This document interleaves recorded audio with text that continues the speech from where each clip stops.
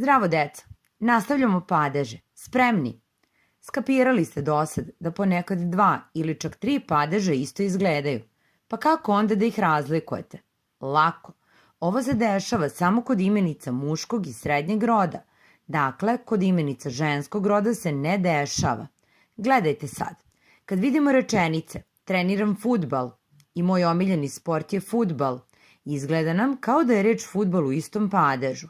Samo ćemo, umesto ove reči koja nas zbunjuje, fudbal, staviti neku drugu reč, ali da je ženskog roda. Recimo košarka. Treniram košarku i moj omiljeni sport je košarka. Sada je potpuno jasno da je u prvom primjeru akuzativ, a u drugom nominativ. Evo jednog primjera u kome akuzativ i genitiv izgledaju isto. Videla je tvog brata, nabavila je raspored treninga tvog brata.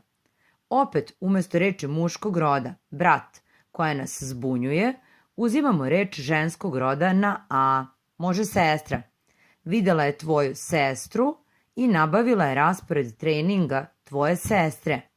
Sada je jasno da je u prvom primjeru akuzativ, a u drugom genitiv. Ako smo ovo skapirali, idemo dalje. Dativ i lokativ. Oni uvek isto zvuče.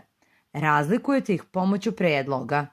Uz lokativ stoje predlozi u, na, o, po, pri, a uz dativ stoje predlozi k, ka, prema, nasuprot. Dativ može stajati i bez predloga. I to je to, deco. Nije teško, zar ne? Lajkujte, šerujte, supskrajbujte se, a mi se vidimo. Pozdrav!